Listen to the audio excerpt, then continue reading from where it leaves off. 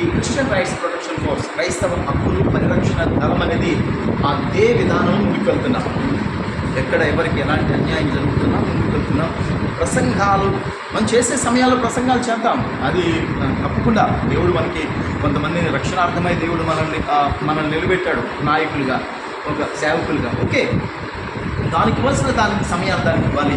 కానీ ఇది మరింత ప్రాముఖ్యమైనది. నేను చాలా సందర్భాలు చెప్తాను, వాక్యాన్ని ప్రకటించడం కాదు గొప్పదనం, వాక్యాన్ని బ్రతికించడం గొప్పదనం. వాక్యమే బ్రతికిలేకపోతే ఎవరికి ప్రకటిస్తావు నువ్వు? క్రైస్తవ సమాజానికి ఏదో ఒకటి మన వంతుగా చేయవలసిన బాధ్యత మనకు ఉంది. కనుక ఈ ఇండియన్ క్రిస్టియన్ డే సందర్భంగా ఈరోజు ఈ క్రిస్టియన్ రైట్స్ ప్రొటెక్షన్ ఫోర్స్ నాయకులకు, అలాగే మరి కొంతమంది సేవకులైన వారికి కూడా తెలియజేసే మాట అంటే, ఈరోజు క్రైస్తవ సమాజంలో దేవుడు నన్ను ఎన్నుకోవడానికి కారణం కేవలం ప్రసంగాలు సంఘం కోసం కాదు, క్రైస్తవ సమాజ పరిరక్షణ కూడా నీ బాధ్యత అనే దాన్ని దేవుడు గుర్తు చేస్తున్నాడు.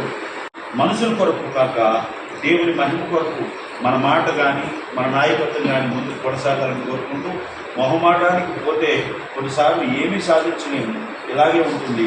కొన్నిసార్లు బహుశా నేను అంటాను, ఆత్మసాద్ గారికి బాగా మొహమాటం ఎక్కువని అనుకుంటా ఉన్నాను. నేను ఈ విషయంలో మిమ్మల్ని గాయపరుస్తూ ఉన్నాను. మొహమాటం లేకుండా మీ నాయకత్వాన్ని కొనసాగించి అవసరమైతే దెబ్బ మీద కొట్టేటట్టుగా మీరు మాట్లాడగలిగితే కొంతైనా మా జీవితాల్లో అర్థమై ముందుకు వెళ్తామని కోరుకుంటూ, ఎందుకంటే సిఆర్పి స్థాపించి చాలా సంవత్సరాలు కూడా పనులు జరగడం లేదు. అబద్ధాలు చెబుతున్న వారి నాయకత్వం బాగా జరుగుతూ ఉంది. డబ్బులు దొరుకునే వారి నాయకత్వం చలామణిలో ఉంది. మాయ మాటలు చెప్పే వారి నాయకత్వం ఇప్పటికే ఢిల్లీ స్థాయిలో పెరిగిపోతూ ఉంది. ఇలా నేను ఎవరిని విమర్శించాలని మాట్లాడటం లేదు, మనమే విమర్శించుకునే ప్రయత్నం. ఇలా ఏమంటే డబ్బులకి సర్టిఫికేట్లు, డబ్బులకి అవార్డులు, డబ్బులకి డాక్టరేట్లు, డబ్బులకి అమ్ముకునే వారికి ఏమంటే పిల్లారా విలువలు పెరిగిపోయినాయి. ఏమంటే ఏమి వద్దు, మీరు దేవుని పని చేయండి అని ఏమండి మనం ఊరికినే పిలుస్తూ ఉంటే దానికి విలువ లేకుండా పోయింది. ఈరోజు ఈ సందర్భంగా తెలియజేస్తున్నది ఏమిటంటే, నాయకులమైనటువంటి మనందరికీ దేవుడు ఇచ్చినటువంటి అధికారాన్ని దేవుని పనుల మీద ఉన్నటువంటి దేవుని పనుల కొరకు, దేవుని మంచితనం కొరకు, దేవుని సేవ కొరకు, దేవుని ప్రజలను ఆయుధపరచడానికి ఆయన చెప్పేటట్టుగా మనం కూడా ఇతరులకు చెప్పగలిగితే మన నాయకత్వం నిలబడుతుంది. కాబట్టి ఆ విధంగా ఇక నుంచైనా మనం ఏం చేయాలో తెలుసండి, ప్రజెంటేషన్ని ఏమండి ఎవరో ఏదో అనుకుంటారు, ఫీల్ అవుతారేమో, గాయపడతారేమో అనుకున్నంత మాత్రాన క్రైస్తవ్యంలో యూనిటీ రాదు. అంటే గ్రామాల్లో, పట్టణాల్లో, భారతదేశంలో ఉన్నటువంటి ప్రతి సంఘం వారి సంఘంతో ఈ దినం సెలబ్రేట్ చేయడానికి కార్పొరేట్ చూడండి, ఫిబ్రవరి 14 వరకు వ్యాలంటైన్స్ డే చేస్తారు. వ్యాలంటైన్స్ డే చేస్తే ఎవరికి చెప్పక్కర్లేదు.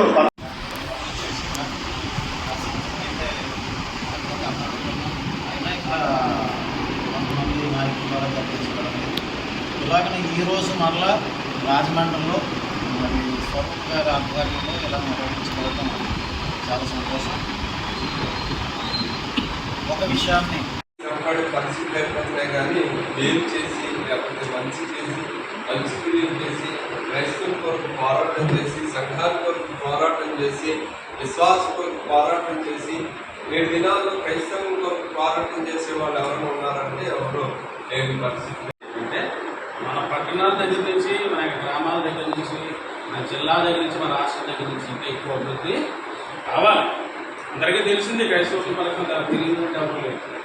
నాయకులు ఇంకా లేవాలి. ఇక్కడి నుండి మనం బలోపేతము చేయాలి. ఈ రాష్ట్ర ఇప్పుడు ఈ మీటింగ్ ఏంటంటే సెలబ్రేషన్, క్రిస్టియన్ సెలబ్రేషన్ మీటింగ్. రాష్ట్ర నాయకులు ఉన్న పెద్దవాళ్ళు ఎవరి వృత్తిలో శైలేష్ గారు పరిగెత్తి మౌంట్ గారు తప్ప కాబట్టి ఆయన పరిగెత్తి చేసాం, అలాగే చేయాలి. చేస్తూ ఉన్నప్పుడే మనకి కూడా ఆశీర్వాదం ఉంటుంది, అనేక మందిని మనం కొనుగొల్పడానికి కూడా అవసరం ఉంటుంది. అయితే నేను కూడా చిన్నప్పుడు ఒక 8-9 సంవత్సరాల్లో మా పాస్టర్ గారు ఉండేవారు, బాబురావు గారు అని. మంచివన్నవి కనిపించబోతున్నాయని కూడా నేను నమ్ముతున్నాను.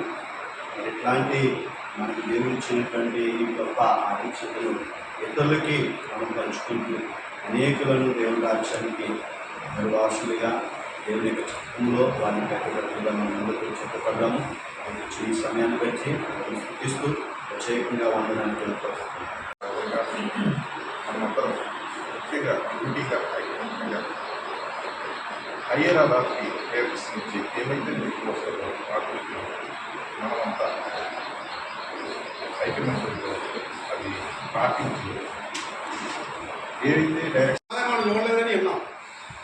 నాకు ఇప్పుడు 63 సంవత్సరాలు అంటే ఒక 50 సంవత్సరాల ముందే నేను ఒక క్రైస్తవుని చూసాను.